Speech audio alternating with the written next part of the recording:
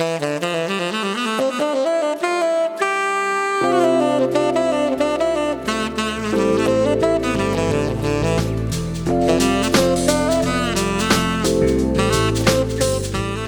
and welcome to episode 49. I told you Miami were poo. Except change the poo for the other word. You know what I mean. My name's Harry, and as always, I'm joined by Ben. Hello, everyone. I am about to get absolutely roasted this episode because, yes, Miami did not do well. Not only, Ben, are you going to get roasted, the whole NBA world is being roasted right now. I went onto Google and I searched play-in predictions, right? Yep. And I took like the top six websites, one of them being ESPN. Do you want to know how many people picked the Hawks to win this game? Ugh, I'm going to say none of them. I reckon all of them picked the Heat. Everybody had the Heat winning this game. Everybody. Do you know who didn't watch the Hawks versus Heat? Me, because I knew that the Hawks were going to win. I didn't even watch the game. Man. Didn't help it was at 9:30 in the morning and I haven't been well, but I didn't even watch the game. That's how confident I was that I looked at that and I was like, oh yeah, Hawks have got this easy. I don't understand this fascination with everyone that seems to think that the Heat are a good team. I do not understand at all.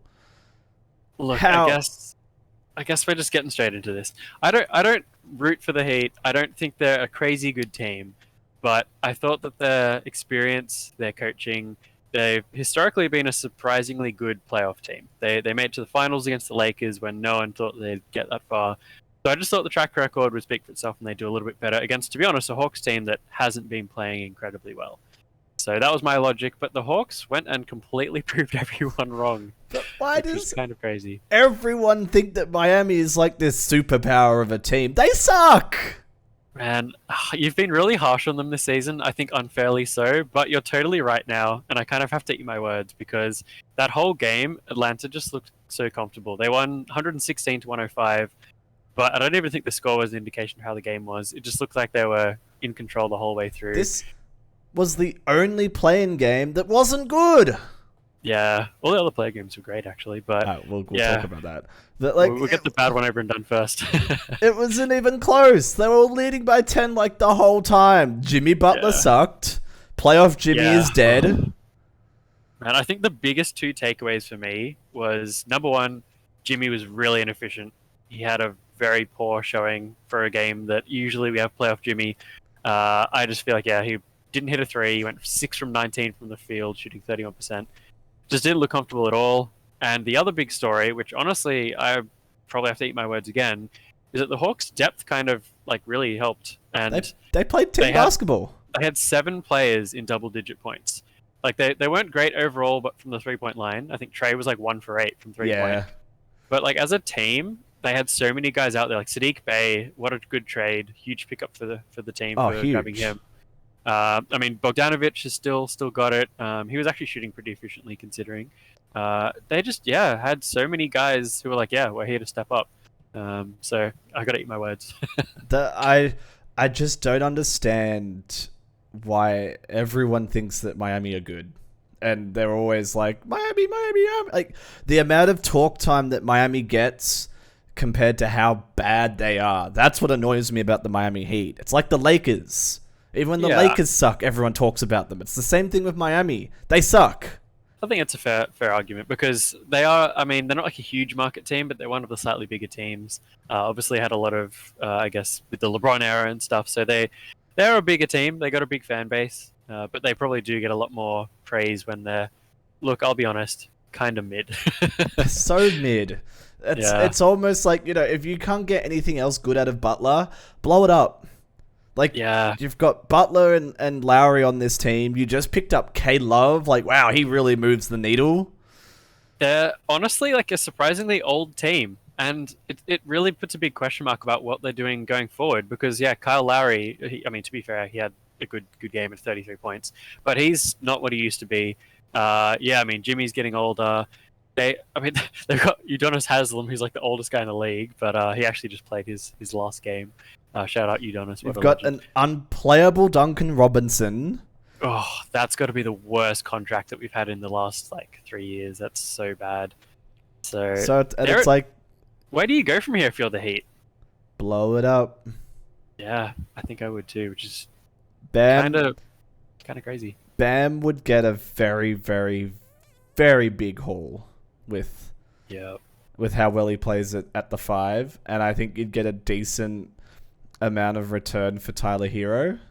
Yeah, and you blow it up, have a bit of fun. I think the big thing for Atlanta, I think that the coaching has started to hit at the right time because. Well, actually, that's a good point too. You did predict earlier in the season when they picked up the ex-Jazz coach Quinn Snyder, they'd make a good step in the right direction, and looks like they have. Look, when you go 24% from the 3-point line as a team, you usually don't win games. That's very true. So the fact that they were able to pivot away and get the free throws, get the field goals that they needed to get the W, that I think speaks about superior. Look, and they played good team basketball. And what were the Jazz known for? Good team basketball. Yeah, that's very true. And they've kind of got a very one-dimensional center with Clint Capella. Reminds me a little bit of Gobert. He had 21 rebounds too, so holding down the inside caused a lot of trouble for the Heat. So eight offensive rebounds though. 8. Yeah, that was huge. Think about all those second chance points. Dude, the Miami Heat had 6 offensive rebounds in the whole team. Yeah, compared to the Hawks 22. So, yeah, I think the Hawks just honestly had the depth. All of them just outplayed the Heat. And honestly, yeah, I think the Heat should blow it up because someone like Bam, with just a good defending, versatile center, he's like a prototype of what centers are these days. He would be hot property on the market. So blow it up. This Atlanta team's always been a little bit disappointing because I think they've got the depth and they've got the players to do quite well.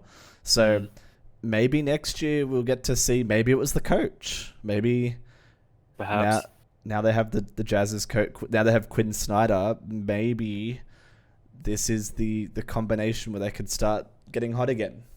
True. Although I will say this is still a disappointing season from the Hawks. I mean, look, they made the playoffs, so props to them. But I just feel like that DeJounte Murray trade, everyone was so hype on, just hasn't panned out to what we expected. But look, like you said, new coach, maybe coming into a new season, we'll see what they can produce. I think for the talent that the Hawks have, play-ins is definitely a disappointment. 100%. 100%. But I think they've got 7th, so that means they'll be versing Boston. Yeah, they're gonna get cooked. They might get cooked. They probably will get cooked. But I don't like. They're probably gonna get cooked. But they can bounce back for next season, and I'm curious to see what they can do with a whole season of Quinn and see what they can improve with. Absolutely, definitely agree. And I mean, look, technically the Heat aren't out just yet because they do get a second chance because they play the winner of the Raptors Bulls game. Segue. I thought this game was going to be really boring. I had it on in the background while I was doing other things, and the Raptors were absolutely killing the Bulls. Absolutely killing it. And then the Bulls out of nowhere just brought it back, and it was an absolute nail-biter of a finish. Yeah, it just kicked into a new gear. I mean, they were down 19 points, the Bulls were, at one point. So like you said, it looked like it was kind of over. But Levine is like, hold up, let me start cooking. And third quarter just went wild. He was hitting everything. It was kind of crazy. Just insane. Absolutely crazy. And then it was super tight at the end. I don't know I know you watched the highlights. I watched the last quarter of the game. I don't know if the highlights would have shown you. Did you know that DeMar's daughter was screaming during the Raptors free throws? And I low-key think it put them off. It was so funny. Well, I think it did, because Siakam went 1 for 3 at the line or something while she was screaming. Like I actually put here in the notes, great defense from DeMar's daughter, who, yeah, honestly, that's part of it. You gotta have the crowd involved. It was It was it was so a Raptors funny. home game because he was actually not going to bring her originally, but obviously he played in Toronto, so that's kind of like their second home. So she was like, "I gotta come watch you play like at Toronto. What a game to watch!" And he's like, "No, no, no, you gotta stay in school." But then eventually Oh, he obviously caved, and I think he was glad he did because she was clutch. and I feel bad for Siakam. Like he had an opportunity to really make the game difficult, and going 2 from 3, sorry, missing 2 from 3, Yeah, with like 20 seconds to go or like a minute to go, really, really hurt Toronto. But yeah. it was, I saw a lot of discussion on Reddit, like people like, oh, she should have been ejected, like blah blah blah blah blah, and it's like, is Man, I don't that's think part well, of like it. I feel like because they were a Raptors home game, no one else was cheering during the Raptors free throws, which is why we could hear her screaming so much. Yeah. If I it mean, was like, the it's other not way like she was around, yelling anything rude out. Like, if someone's like fully like just swearing from the crowd, sure enough, eject them. But like, that's I don't know. That's kind of just cheering in a different way. yeah, no, I I thought think it it's was fine. hilarious. I thought it was fair game because 100%. like the way that home stadiums encourage the crowd to like do pretty much whatever they can to annoy free throw shooters from the opposing team. I don't Yeah. think screaming is unfair at all. I think I think it's part of it. I think the Raptors are just salty that it so obviously threw their guys off so much. Yeah, it's unorthodox, but it worked. So, man, that Oh, was a good strat. But yeah, so Siakam. I mean, he had a decent game other than his free throws. He was I think he had 32 points, 9 rebounds, 6 assists. So he was trying to keep the Raptors in there. that was And just pretty much just like Siakam and Fred VanVleet that were doing anything though. yeah, but that's the thing. Freddie had 12 rebounds. This dude's like 6 feet flat, like if that. He's not even that tall, and he had 12 rebounds. Led the team in rebounding. Like, what are they doing? I don't Crazy. know, to be quite honest. Like and there's been a lot of talk about Nick Nurse. I think there's like new management in the Raptors, so like there's a new front office. Right. Like it's a bit of a different office than it was a couple of years ago, and the big rumor around now is that Nurse is on the way out. Ooh, okay. I feel like there'd be a lot of teams that would be kind of keen to snap him up. So that Oh could be quite yes, please Nick Nurse, please go to the Rockets. We would love to have you. interesting. Oh man, Pretty 100%. please. Oh, but yeah, no, that was a bit of an exciting game to finish, which is pretty exciting. Oh, My shout out close. for like the difference maker, which I guess in a smaller way, just Caruso. I feel like there's a lot of hype behind him, but he backs it up. He Oh, honestly had so 100%. many clutch stops. He had 3 steals, 3 blocks, but just the number of times he locked down the defense. Like even like Siakam, I think was driving in on him. He's got like a good like multiple inches on height, but he just stayed on him and forced him to pass it out. Like Caruso's always just been a solid defender, so it's good to see for the Bulls. We do enjoy a bit of the Caruso. I think Yep. he's like one of the few guards to consistently average high blocks and steals every season. Yeah, he's just always in the right place at the right time. Technically, he's listed as a forward, which is kind of crazy because I guess he kind of plays the shooting guard, small forward. For this game, he was listed as a forward, which is just how like ESPN small the says Bulls shooting are playing. guard. Yeah, no, technically he is a shooting guard, but on like the NBA website, depending on what lineup they start with in the starters, sometimes they'll mix it up. So it's kind of funny to see Caruso, who's pretty much like used to be what the size of a point guard would be. He's effectively playing small forward, so yeah, small lineup for the Bulls. Like DeMar is a power forward when he used to be a shooting guard. Yeah, Crazy. see, ESPN just goes DeMarvelous, SF, then you've got Vooch at C, then Yeah. Bev at PG, and then Caruso and Levine are shooting guards. Yeah, like actually list their proper positions. Yeah. Yeah. But yeah, I mean, and Pat Bev, a bit of a quiet game to be honest, but I feel like you just need some of that hustle there. He's not out there to score, let's be real. No, He's it's true. He's out there to sort of bring that grit and grime that just somehow seems to uplift everyone around him. Certainly spurs them on. Did you hear that Pat Bev ran into one of the Raptors executives or something in the tunnel? And he said to this Raptors person, "Oh yeah, your team is dog poo." Trust him to make that call. The exec's just like, bro, what? Look, this dude's a clown, but I can't help but like him sometimes. He is entertaining. I'll give him that. It's just there's no replacing. Yeah, he's just turned all the way up. It's hilarious. I love him.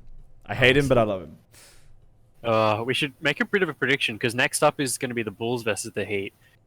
I would have said the Heat before, but the Heat really didn't play well, and the Bulls had some good momentum against the Raptors. Like that comeback, if they can get their guys cooking, like if DeMar or Levine can just get hot, that's GG. So I'm kind of going Bulls on this one, to be honest. Here's the thing. I want the Bulls to win, but I don't tell me know. about to back the Heat after racing them so hard. I know, but the Chicago Bulls have have consistently let me down this season. That's true. They have been consistently. Here's the question, right? Do you think... Because were the Bulls at home? No, they were in Toronto. Yep. Because... Yeah, it seemed like they overcame the home court advantage. Do you think Miami would lose from home twice in a row? If DeMar brings his daughter, then yes. Bring her, and then it's GG. It's the problem with Chicago, right? Is that they could be ice hot, or they could be as cold, and you don't know which version of Chicago Bulls you're going to get. That is true. They have not been consistent this season at all. Look, I don't like the Heat, but screw it. Let's go Bulls. Okay. All right. So both locking in Bulls, which would be interesting. That'll put them up against the Bucks in the first round. Oh, they'll get absolutely swamped, just stomped by the Bucks. So it doesn't matter who wins between the Bulls and the Heat. Either one of them are going to get absolutely stomped. It's just pretty much deciding who has the privilege of losing to the Bucks. So. Yeah. It's a shaky yes to the Bulls, but I'm not confident. That's fair. Well, I guess we'll find out. We get to move now. It was nice to talk about the East. I feel like we haven't got to talk about them very much because the West has been so much more interesting. But moving on to the West, we've had some interesting games. My gosh, which one do you want to start with? Oh, let's talk about the Thunder Pelicans. Okay, good, because I'm keen to talk about them. Oh man, I'm biased because I mean we're Aussies, but what a game from Giddey! Almost a triple-double, 31 points, 9 rebounds, 10 assists. Love to see it on 50% shooting too. Efficient game. He did really well. Well, he sort of had to step up because at the beginning, the Pelicans were not letting SGA do anything. Yep. No, even he said in the post-game interview, he's like, yeah, they were just locking me up in the first half. He had a very quiet first half. Yes. But then really stepped it up second half, ended up with 32 points on 50% shooting too. So really brought it back, but it seemed like the Pelicans game plan were like, yeah, we're just going to lock down your guy who's like averaging over 30, which is probably the right call. And it was working.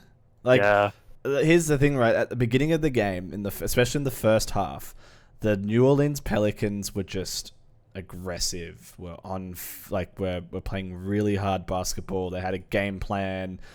Valanciunas was playing Valanciunas was making those young little boys pay. He got the first 3 misses he got as offensive rebounds and put it straight back in. He was right from the get-go was playing hard. So 18 rebounds. The Pelicans looked switched on, and then OKC weathered the storm, then brought it back. And to be quite honest, I thought this game was the Pelicans to lose, and they disappointed me again. Yeah. No, I'm going to be honest as well. I'm kind of watching the Thunder. I'm keen. They got Giddey. I'm watching them, but I didn't expect them to win that. But yeah, they kind of surprised us. I think the big disappointments for the Pelicans. CJ had a pretty bad shooting night. Had 14 points, 1 from 5 from 3. And then, even Valanciunas, who started really hot, 18 rebounds, but he only had 16 points. So then it kind of just fell on BI to carry the team. He did have a good game, to be fair. Yes. 30 points, 7 rebounds. He got a dagger of a 3-pointer at the end of the game, but didn't get the foul call to even it out. Yeah. Which is... I'm not sure. It's hard to get refs to blow their whistle in that sort of time of the game. Yeah. I think at the beginning, in the first quarter, they were just New Orleans Pelicans were moving around and they just sort of faltered a bit and they couldn't get anything to hit at the end. And it's sort of been the Pelicans' problem, and I think why Zion is so important to that team is that, I don't know, Valanciunas gets to a point where he's just he doesn't stay aggressive the whole game sometimes. Yeah, that's fair. Because he was actually shooting on a good percentage, but I don't think he even took enough shots. And I don't think he gets the same shots that he would when Zion's there. Because inside, if you got Zion, you've got everyone closing on him, and then Valanciunas is open, or even on the perimeter. And I think the big thing for me for the Pelicans was that outside of Trey Murphy, he went 4 from 10 from 3. Every other Pelicans player only hit 1 3 throughout the entire game. And Zion, he creates just open people on the perimeter because everyone has to close in on him. So it would have been a very different story if he was there. And look, both teams were protecting the 3 pretty well. Like, both teams shot around 30% for the 3. I just wish that, like, we got a bit more... Like, if the 3's not falling... And, like, why isn't Valanciunas posting up more? Why did he only take 7 shots if he was getting his own rebounds? That's actually such a good point, because the Thunder are actually one of the smaller teams. They don't really have a dedicated... I mean, they've got Jalen Williams, I can't remember which Jalen it is, the bigger one, but he's like the only real center. I mean, they've got Dario Saric who came in to the roster. But, man, they're a small team. Like, Valanciunas should be exploiting that. He should be making the most of it. I was like, he was playing so hard and aggressively in the first half. And then the second half, they kind of just... It's almost like they ran out of steam. Like, they were doing really well, and then they just... I don't know. OKC caught up, and New Orleans were kind of like, oh, what are you doing here? Yeah, I think that was the thing, too. They probably expected it to be a slightly easier game. But that's kind of the story of the Thunder this season, because they were expected to really just be going for Wembanyama. They expect to be a lottery team, but they're kind of proving everyone wrong. They've got a young roster, but they're somehow playing really well together. So many picks. Yeah, the next couple of years. They're averaging 2 to 4 first round picks each year for the next 5 years. It's ridiculous. Yeah, crazy. But they're like, we technically got picks, but we're still going to go for the playoffs anyway. So it's exciting. It's an upset. So with the Pelicans, right? Obviously, it's a completely different team if Zion was there, and I think if Zion was there, they wouldn't even be in the play-ins. Yeah. Now the announcers. The last thing I want to say about this one is also just in general, 3 out of the 4 playing games were bangers, which so exciting. You could not have scripted it any better. When it comes to Zion, obviously we've stated that we're pretty concerned with his injury history. But the announcers did say over the air that Zion Williamson has played more games in his first 4 years than Joel Embiid has played in his first 4 years. That's actually a very fun stat, yeah. Because Embiid was out for just seasons at the start of his career, pretty much. So, yeah, maybe it's not all lost hope, because Embiid is pretty much like MVP now, effectively. So, yeah, that is a good point. So I think we shouldn't give up hope on Zion just yet. Maybe give it a couple more years. I think the big difference between Embiid and him was Embiid was kind of just out for a long time and then came back and then was relatively consistent, whereas Zion's kind of been in and out. So I think that's the only question mark for me. But look, still technically played more games. Still technically played more games though. Yeah, in the first 4 years. So there's still hope. Not by much, but or by a good 10 to 40 games. I don't remember the stat number for number. But he's look, I think it's not all doom and gloom. I think obviously everyone's making a lot of fuss about his injury history, but there are some players that have a slow start, especially adjusting to the NBA style. It's a lot. I think it's another step up from college. So I'm still hopeful for Zion. He makes such a difference. Yeah, definitely. Speaking of making a difference, should we get on to the last game of the play-ins, which was the Timberwolves against the Lakers? So hot. Alucinante, como el picante. It's Harry's hot sauce. I am so mad at the Timberwolves. Tell me why. They threw it. They were on fire. Yeah. And they threw it away. The game was winnable. there was a lot of issues. And do you know what it came down to? And there's been so much talk about this particular person. I think I could hazard a guess. This is my hot sauce for the day. The Minnesota Timberwolves lost because they did not have Rudy freaking Gobert. Now, everyone's been saying after the altercation between Rudy and between Rudy and Anderson, that Rudy has all this stuff. Everyone I've listened to, no one has defended Rudy. Yeah, I think that's why it's a hot take, because no one's had this perspective yet. Everyone's going at Rudy of even JJ Redick was like, there's a line you don't cross, and Gobert crossed it, and yada yada. Everyone's going at Rudy, and I don't know.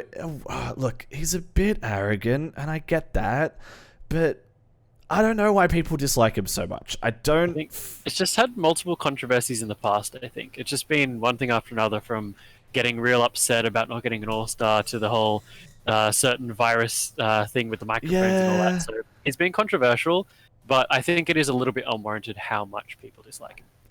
Don't you have to be a bit up yourself though? To be this, to be at that level, don't you have to think believe in yourself a little bit?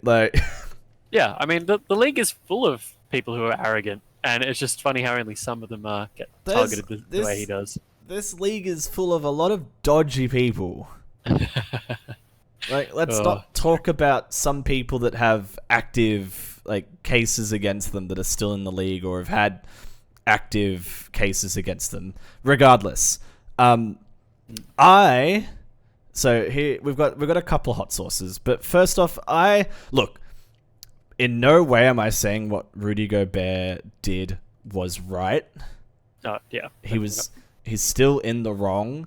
However, so all of the backstage rumors coming out is that Rudy was suffering from back spasms, really bad ones, to the extent that pre-game he could not pull up his own basketball shorts. Damn. Yeah. And then Kyle Anderson convinced Rudy that it was a really important game and that he should push through it for the team, for the boys.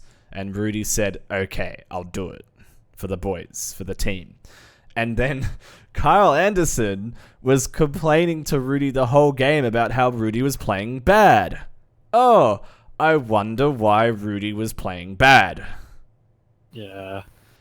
So I feel like it's just that bit hasn't been publicized as much. Yeah, spoken enough about. People don't know the context exactly.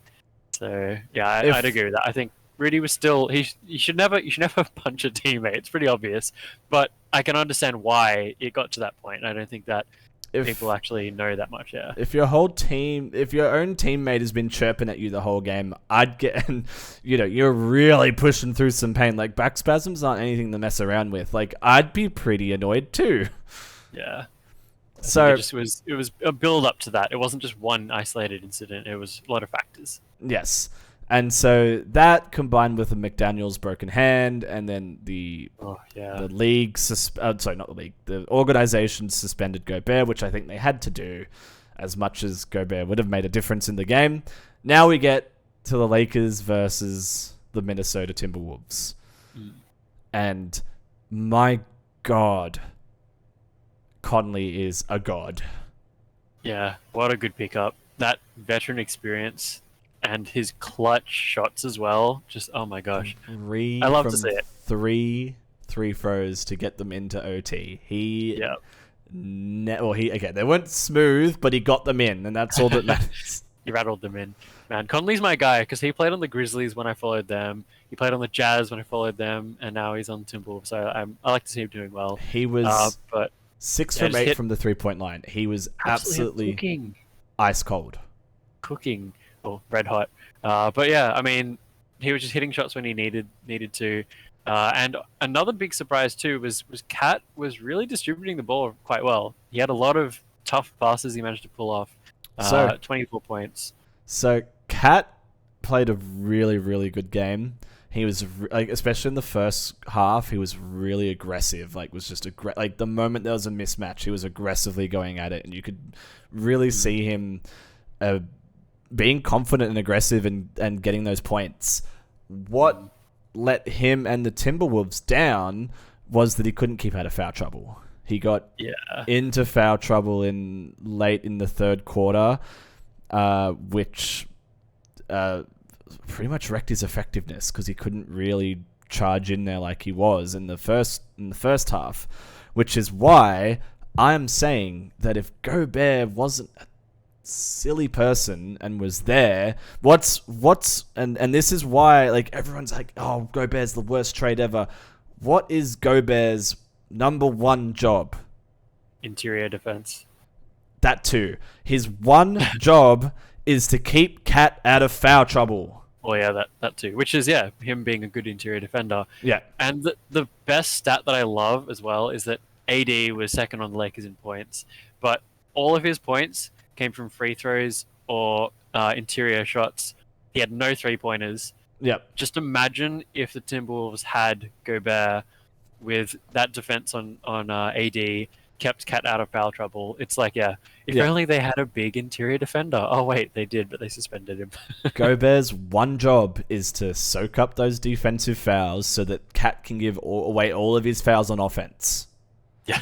That's literally, like, if you take away Cat's suit, like, there was, like, 2 silly defensive fouls he gave away. And if he hadn't done those, it would have been a completely different game. Completely. Because the moment Cat got into foul trouble, this Minnesota Timberwolves team didn't know what to do with themselves. Yeah. Well, because, I mean, they don't have any bigs. After that, they don't have any bigs left. So. Well, and then for some reason, they had the ball going through Kyle Anderson instead of Conley. Conley was hot all night. Like, he was icy with how hot he was. Like, it was ice cold how well he was playing. Calculated. But to be fair, I mean, Anderson is not a bad distributor. He had 13 assists on the night, by the way, along with 4 steals and 4 blocks. So he had the ball in like one of the last plays with like less than a minute to go, and he like turned it over. Yeah, he did have 4 turnovers too.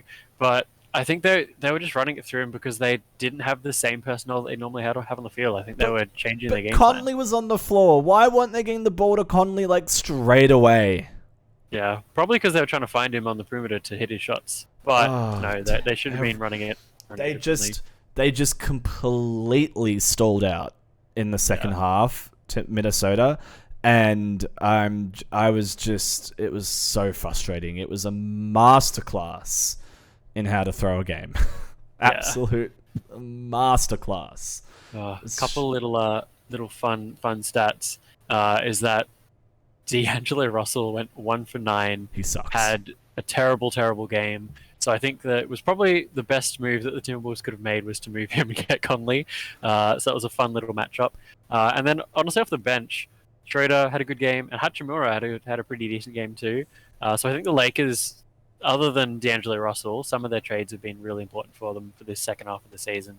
I don't really want them to make the playoffs, but they made some good moves, and I think they've managed to make it there. But the Timberwolves have a second chance. They will be matching up against the Thunder. So if the Timberwolves lose against the Thunder, I am going to be livid. So you're predicting them to win? Oh, absolutely. Yeah, I think. Well, if Gobert's served his 1-game suspension, then theoretically he will be good to play. If OKC had trouble stopping Valanciunas, imagine what Gobert could do. Well, I mean, Valanciunas didn't exploit it as much as they could. But no, it will be an interesting matchup considering the Thunder really doesn't have much in the way of size. Timberwolves could potentially be running Cat and Gobert starting again. Gobert at least 15 rebounds. Oh yeah, at least you'd expect.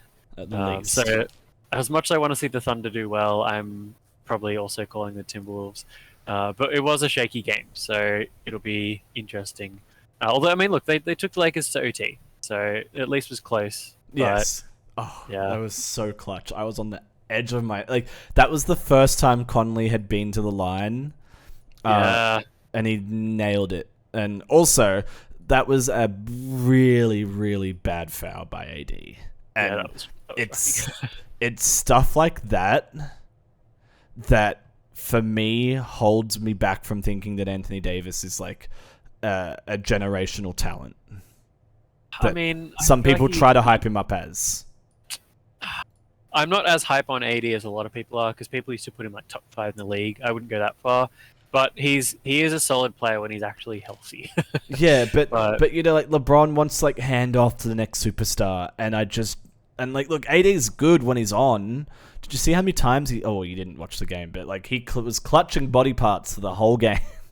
Yeah. And it's little silly mistakes like that like if you want to take the next step up, like if you want to go from, like what's the difference between like a Scottie Pippen and a Michael Jordan? Go from like all-star to like GOAT. Or MVP, exactly. Yeah. And it's stuff like that. You can't like the fouling Conley got them into OT, and it was really lucky. Not lucky, but like Los Angeles got lucky that they didn't lose that. And if they had lost that, it would have been AD's fault. Yeah, it was a tough call because it wasn't like the hardest of fouls. But props to Conley for being smart, because one of the previous shots he made against AD too, he like faked it, waited for the exact moment that AD stopped committing to the block, and then went up for the shot again. So he's a sly old fox. It was an absolute foul. AD landed on top of him and sent he might have exaggerated the fall a little bit, but AD landed on him and hip checked him. Like it was, you watch it in slow motion, 100% a foul. You can't be fouling 3-point shots. No, that's just so stupid. And the refs are looking for excuses to not blow their whistle on a 3-point shot in the last 30 seconds. Yeah. No, so the fact that they did blow the whistle meant that the contact was there. Yeah. But they survived, and they're on to face the Grizzlies, which, look, in the East, goes going up against the Celtics and Bucks. I'm like, no, easy sweep. But I don't know. The Grizzlies have been a little all over the place. So my fantasy squad reckons that the Lakers have got this. I think people hype the Lakers too much, but I will say that the Lakers aren't going to get swept. I'll say they're not. No. They're like, oh yeah, the Grizzlies don't have any rebounding, so therefore LA is just going to destroy them. And I was like, hold up, but you still have to stop the Grizzlies from scoring. Like they're full of machine guns. They got the so whole many team. weapons offensively. So yeah, I think the Lakers lose that, but at least it should be an interesting series at the very least. Like there are a couple people on my fans who are just like that. Like the Grizzlies will win 2 games, Lakers in 4. No, I think that's wild. And I'm just like, really? I don't know. I don't think this team's that good still. No, I mean, look, I was probably being a little bit too harsh on the Lakers because they really did step it up second half of the season, but I still don't think that they're all that. Although, who knows? They got LeBron. He does crazy things in the playoffs, so who knows? I have to see. But D'Angelo Russell sucked though. Yeah, no, he's been cold, so... Oh, there are a lot of factors. It's going to be interesting. So can't wait to see what happens with the last play-in games, because then we're in playoffs, baby, and that'll be juicy. We're ready. Thanks for listening, guys. Please give us a like and a subscribe. Give us all of the NBA stars, please. And we'll see you next week, where we can almost review most of the first round of the playoffs. Gonna be good. Gonna be a big one. Peace. We out. See ya.